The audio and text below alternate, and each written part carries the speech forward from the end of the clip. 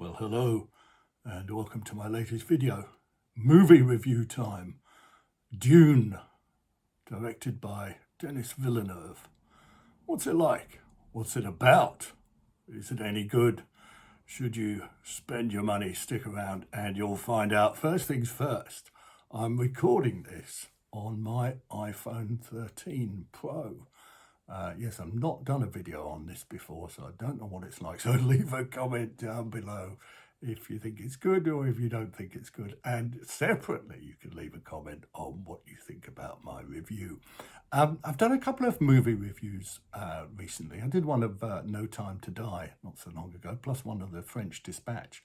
And a number of people left quite interesting comments on my No Time to Die review, actually. A lot of insights and pointing out things that I didn't know previously, and perhaps ought to have done when I did my review, as some people were kind enough to point out, and no doubt will do so again on this review, because I have a funny feeling that Dune is one of those films that attracts the kind of person who likes to leave comments on YouTube videos. Anyway, I'm not casting aspersions. What did I think of it? Well, what's it about, first of all?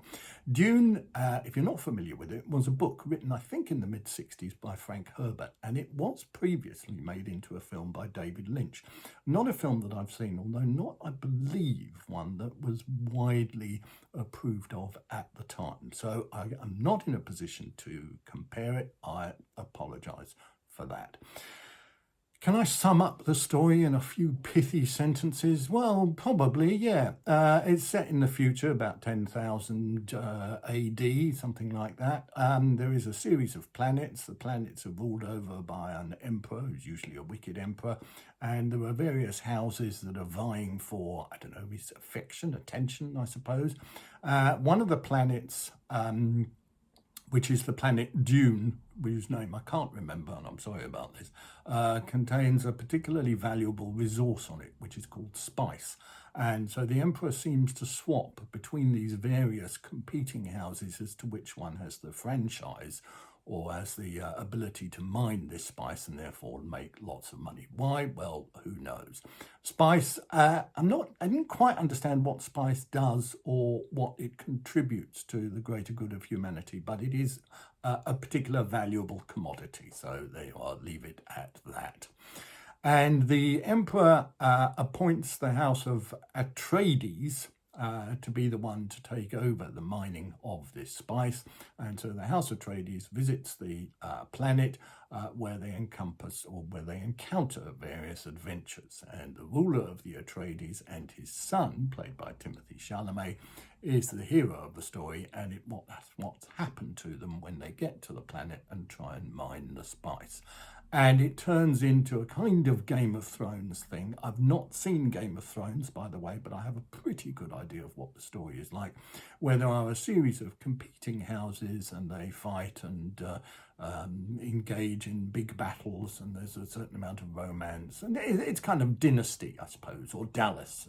And as my son rightly pointed out to me, there are only a few plots in the world, and therefore I shouldn't complain if I've seen this plot 100 times before, because that doesn't matter. Now, as I've said, the hero of the story, whose name is Paul, which is, I mean, who'd have thought in 10,000 years in the future the name Paul would still be popular? Still, there you go. Nigel, I believe, was not popular at all and probably won't be 10,000 years in the future. But all the women will be called Olivia or Georgia. Is it Georgia or is it something else? Anyway, I digress.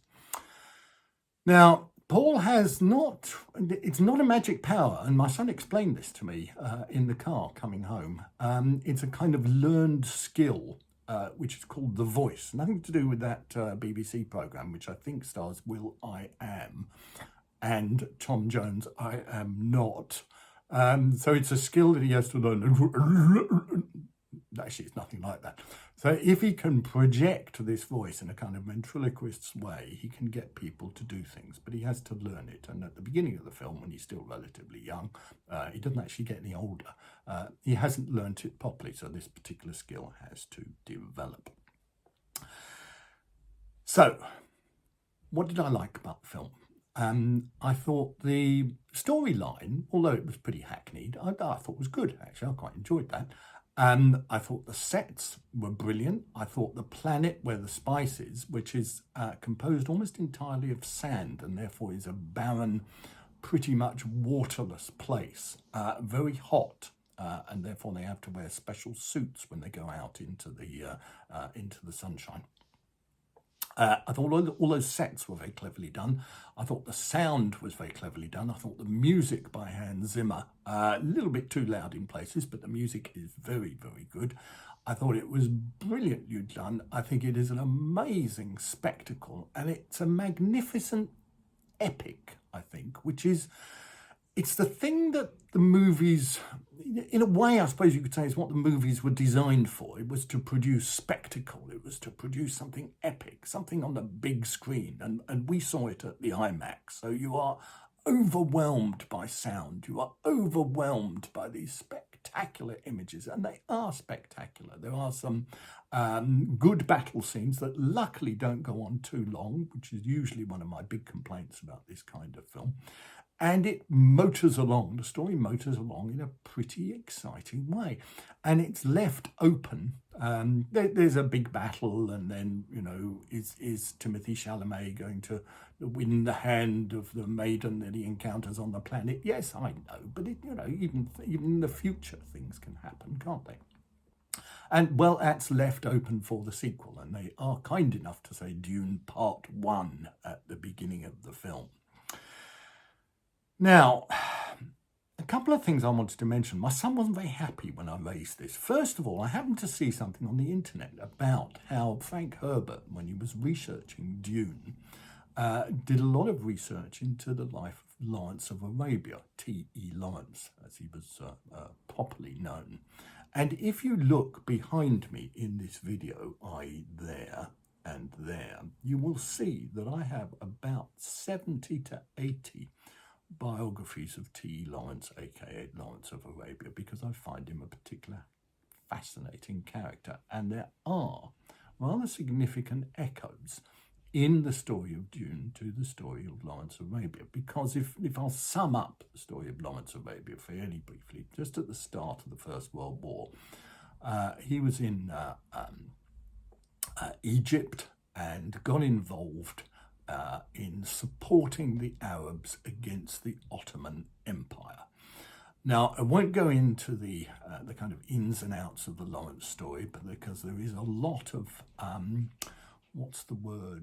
argument about what his role actually was, whether it was significant as some people have made it out to be, but also whether the idea of the kind of white saviour going and leading a group of dark-skinned people was necessarily a good thing and should be lauded. And one of the weaknesses of the film is that Timothée Chalamet is, in a way, the white saviour, and the people of the planet where the spice is mined, and these people are called Fremen, by the way, are awaiting the coming of a Messiah, who they call the Mahdi, if you know your Gordon of Khartoum story from the 19th century, and I haven't got time to go into that now.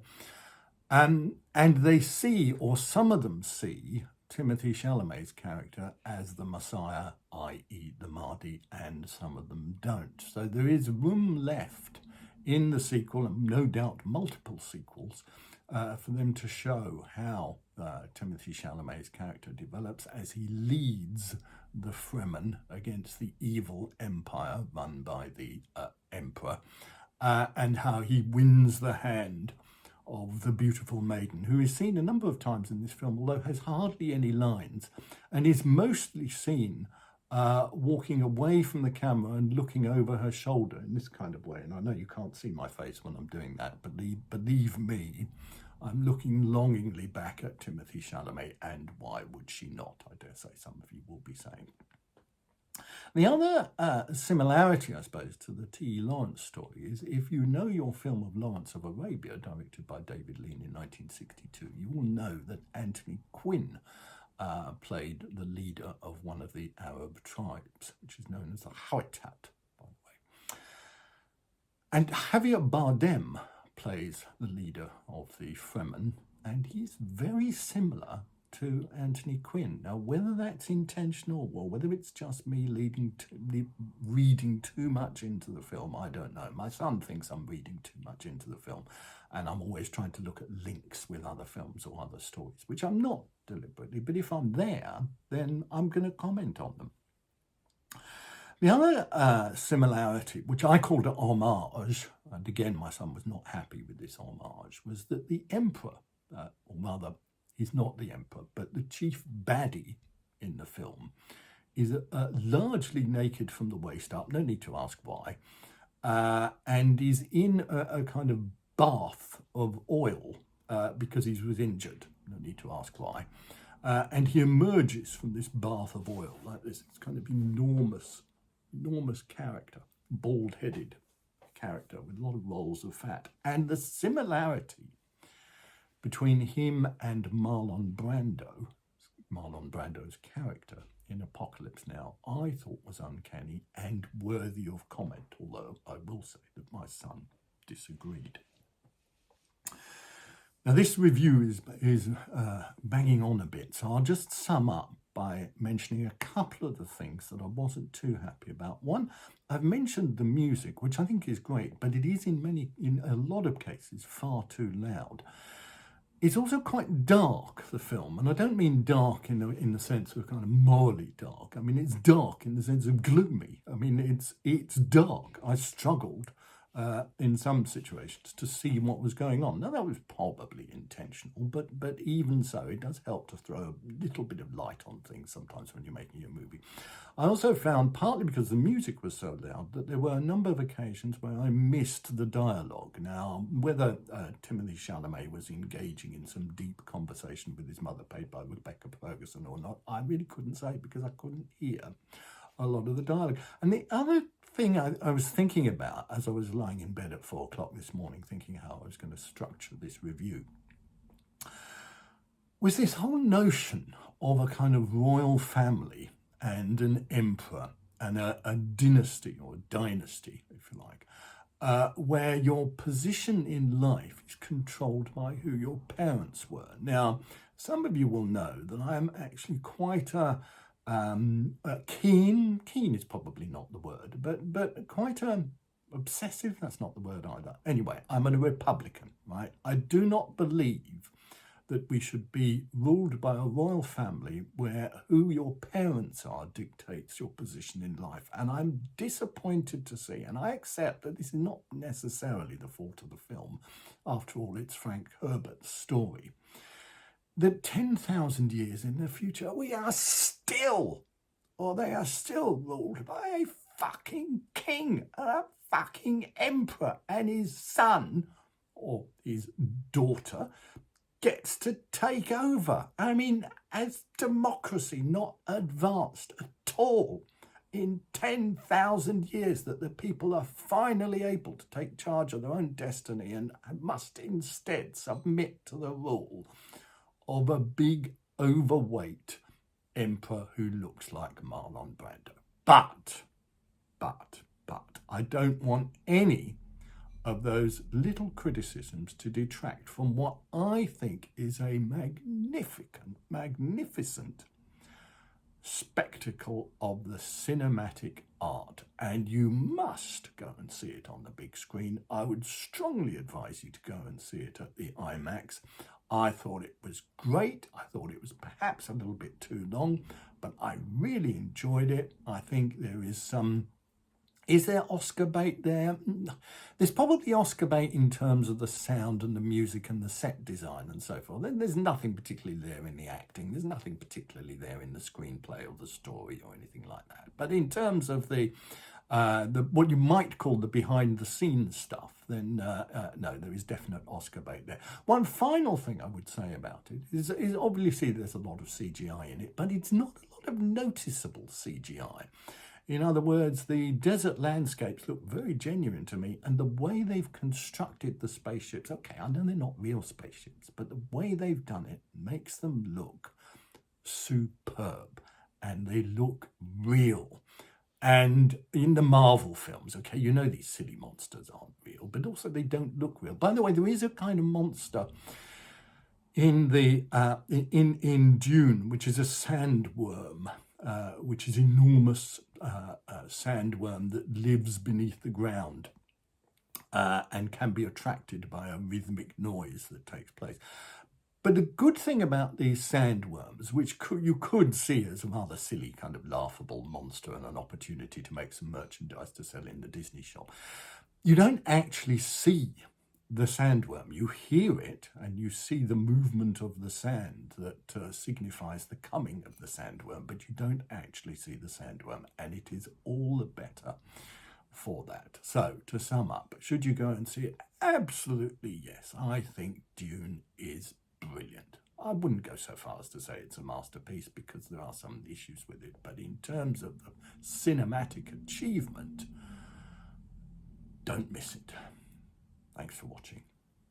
See you next time.